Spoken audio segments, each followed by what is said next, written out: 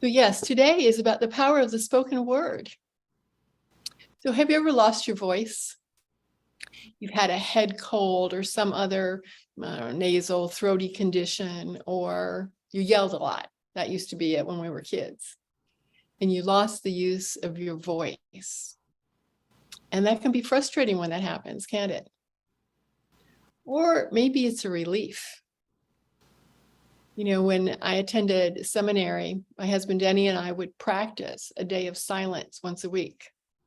It was a break from speaking, from forming words from our thoughts and conveying them with accuracy. It was a one-day vacation from speaking. And it was while I was a student working towards my master's degree in divinity, so it was a welcomed break. Most of us talk way too much without saying much at all. And it becomes a habit, a routine. Our words become superfluous. And it was my job, my previous world, my career before ministry. I worked as an executive in a healthcare company, and I would often go out into the field to our different hospitals and nursing homes. And although I wasn't around patients, the residents as much, I was around the employees who were serving the patients and the residents. And regularly, like clockwork, I would find myself down with a serious cold about once a year. This was before I figured out this concoction of high B vitamins. And I don't think I've had more than 1 or 2 bad colds in the last 10 years now. But in this one year in particular, I just couldn't get my voice back. I could speak in conversation, but it felt like I had no power in my voice. And I served regularly on the platform like Lori's doing for us today, assisting my minister. And so I needed to heal whatever was going on with me so that I could speak with volume and I could convey with confidence and sureness in my words. And I remember going to our music director, who was Laura Watts, and many of you remember her because she was the former music director at Unity of the Keys before she made her way to St. Petersburg at my former home church. And I was seeking guidance from every direction possible, how to regain the strength and the power in my voice. And it took time. It took almost 6 months before I truly felt like I got my voice back. We all want our voice back, regardless of the reason for it being lost or lessened. We all want our voice back. We want power and strength in our communication. We want to communicate clearly. And even when our voice is not 100%, we have power. For there truly is power in the spoken word. Every time you speak, you influence your world. You're either building it up or you're tearing it down. You speak, and the energy of your words radiates outwards, affecting those around you. Like rays of the sun, your words can beam out in all directions, flooding anything that's in their path, either lighting up or darkening the space around you, depending on those words and the feeling of those words. For even a tiny match struck in the dark will send flickering rays in all directions. So even those words we utter are sent out into our world and our universe. And so it is with any conventional light. That is like our general conversation, scattering like light and affecting those within hearing range. Laser light is different. The light from a laser is called coherent light. And rather than scattering in all directions, the light particles are in phase with each other. They're all going exactly in the same direction, and this increases their power enormously. Light from such a coherent source is powerful enough to burn a hole through a piece of steel. No wonder lasers are so extensively used in industry. And the laser can be made tame enough for use in delicate surgery to reattach the retina of a human eye, for example. Laser light is extraordinary. It's incredibly precise in its focus and singularly powerful in its effect. Words we speak, can be the lasers of human thought. Rather than scattering in all directions, intentional thoughts, especially intentional thoughts with great feeling, when they are expressed in words, are in phase with one another. They're all going in the same direction. And it increases their power almost beyond belief. In joining thoughts together with intention and with purpose, they take on this additional power, like the laser, but with an even greater potential. Our words can create or destroy. They can lift up or they can tear down. It is true that thoughts are the supreme molders of our world. All change begins with a thought.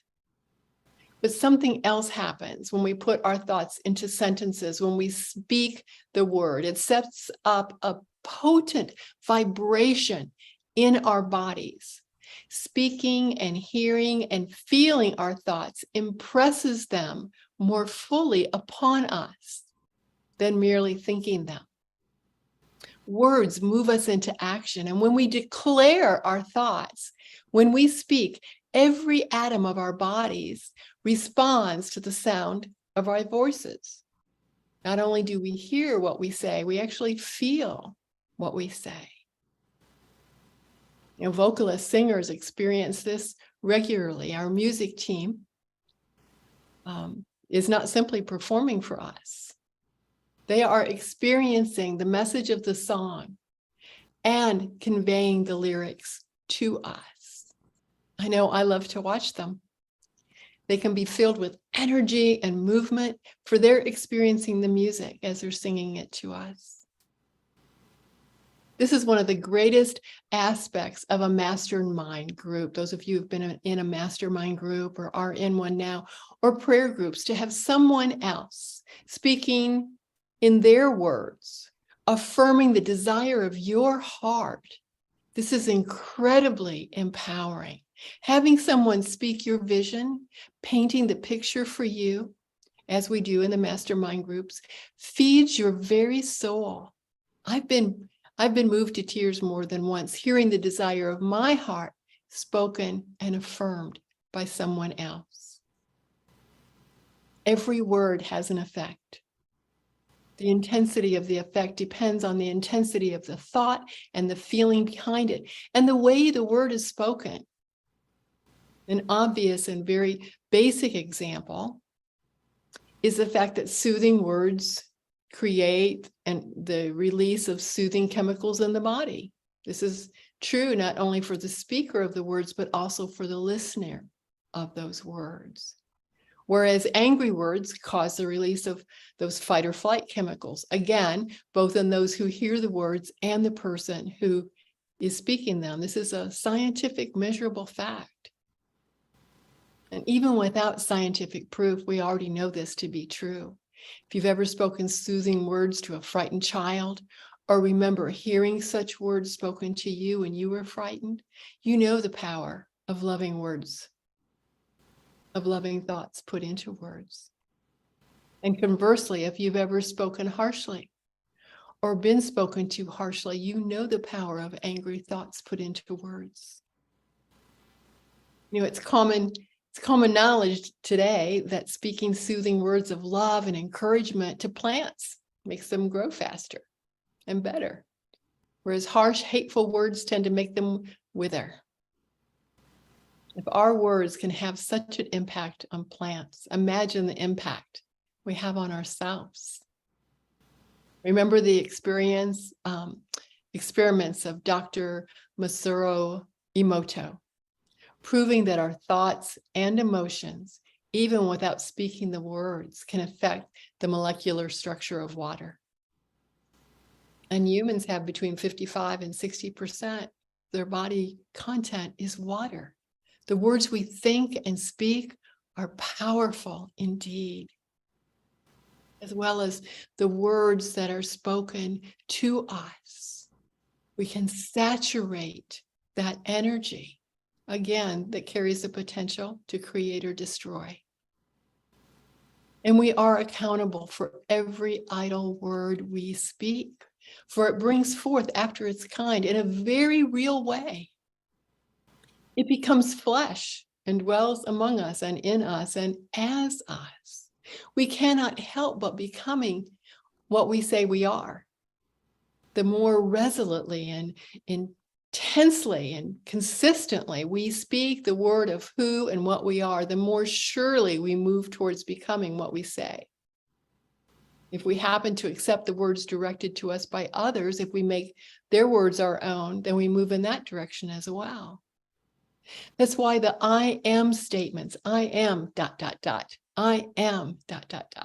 Why these statements are incredibly powerful on our emotional being. I am loved. I am the essence of love.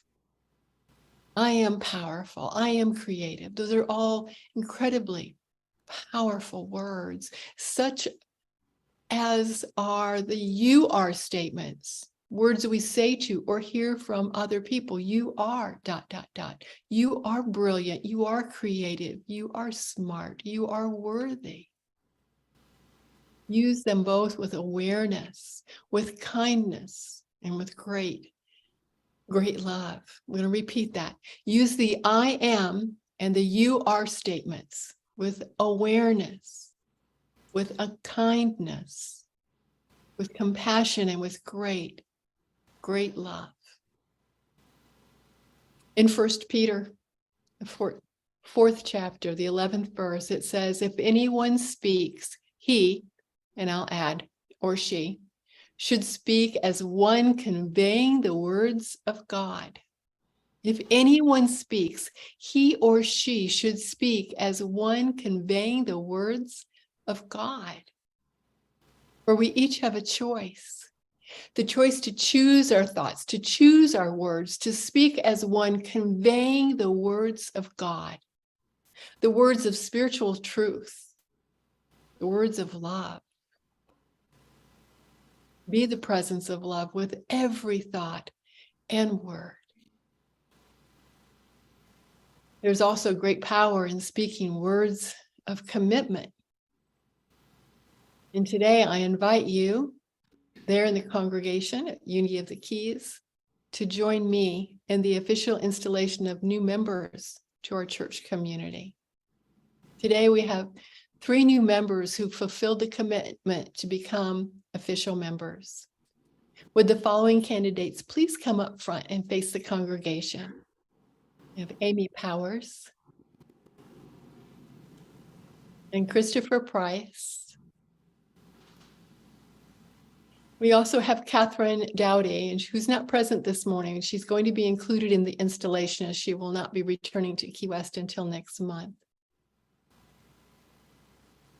So to you in the congregation, I want you to see the faces of these beautiful souls who satisfied the prerequisites of Unity history, Unity beliefs, Unity of the Keys history, and sacred surface lessons, and who've taken the step in committing to membership.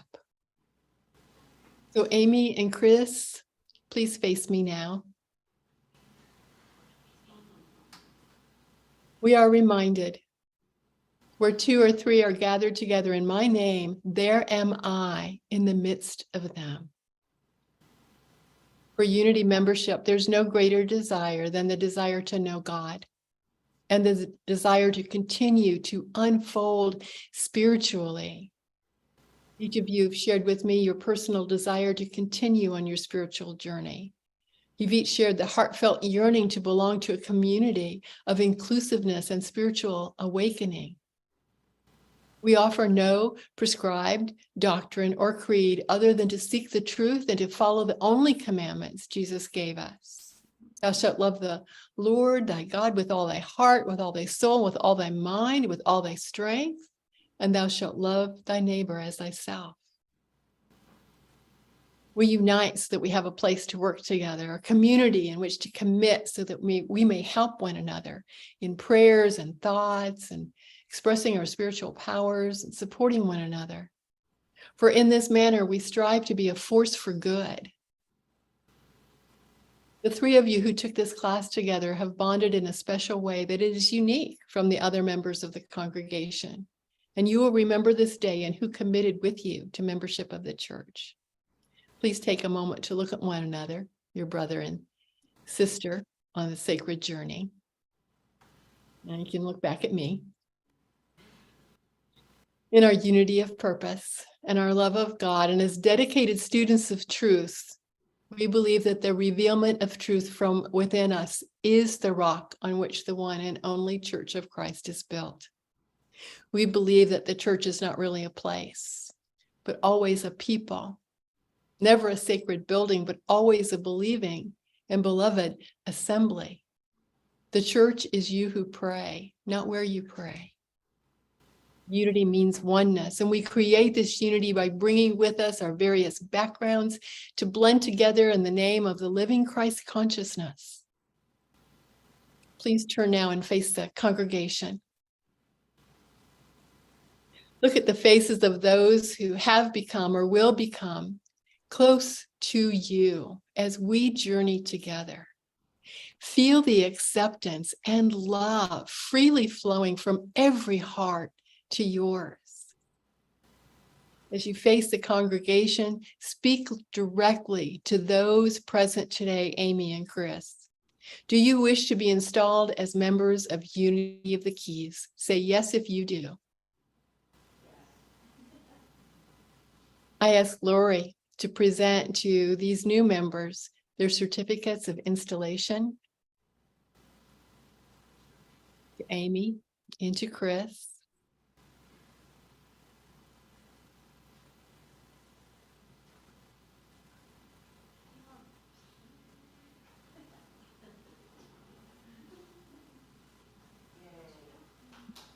Please face me again.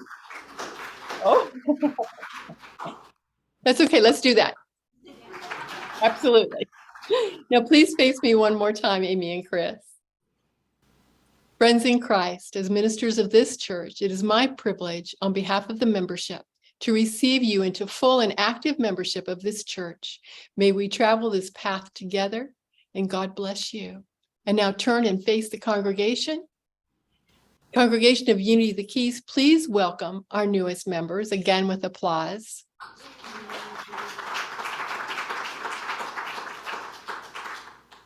And now let us raise our palms in acceptance as we affirm our blessing. We love you. We bless you. We appreciate you. And we behold the Christ as you. God bless you.